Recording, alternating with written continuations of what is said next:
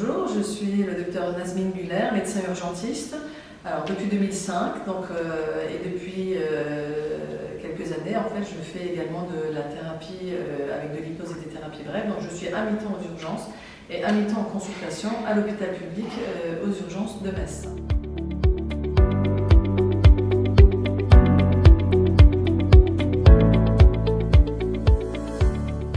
Alors l'hypnose, c'est un état de conscience naturel que tout le monde expérimente dans son quotidien de tous les jours.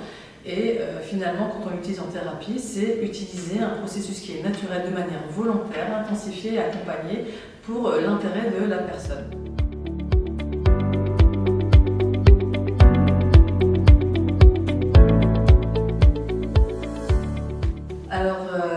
L'hypnose, c'est vrai que je n'étais absolument pas intéressée et je le considérais comme une pratique de charlatanisme. Alors c'est mon amie Sandrine Weber en fait qui m'a poussée, on va dire quelque peu de force en fait à faire cette formation. Nous sommes amis, donc nous faisons tout ensemble dans les formations. Et j'ai découvert lors de cette formation que c'était une vraie pratique intéressante avec de solides bases scientifiques qui a un vrai intérêt en fait en médecine, mais dans toutes les spécialités et tout particulièrement en médecine d'urgence où ça marche très très bien.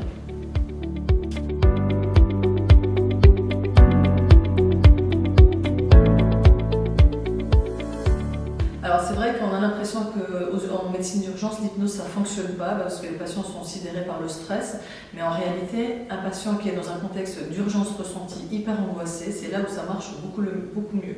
Moi qui fais de l'hypnose en thérapie et également en médecine d'urgence, je peux vous dire que l'adhésion et la réceptivité en médecine d'urgence, en fait, elle est très très élevée, on peut dire entre 90 et 100%.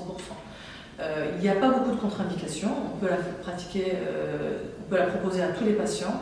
La seule contre-indication, c'est les pathologies psychiatriques décompensées. C'est-à-dire qu'un schizophrène qui est délirant, c'est une contre-indication.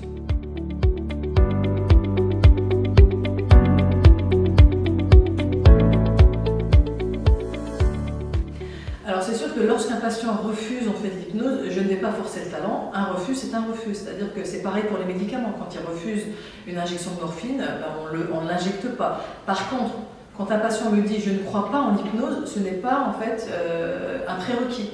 Je leur dis toujours « vous n'y croyez pas, mais vous pouvez tenter l'expérience ». Et souvent, les patients sont très surpris et agréablement surpris.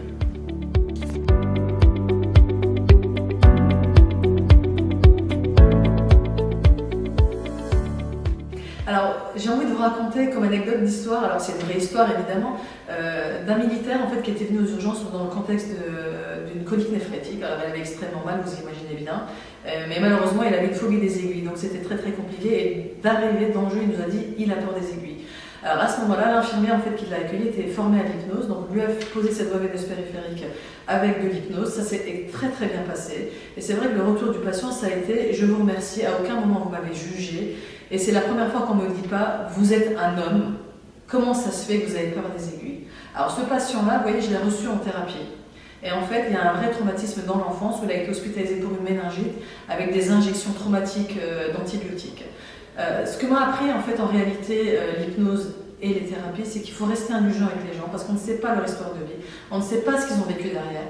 Et c'est vrai que même si aujourd'hui une petite aiguë ça peut être inoffensif, il y a un trauma derrière qui l'explique, donc il faut rester indulgent et en position basse avec ces personnes-là.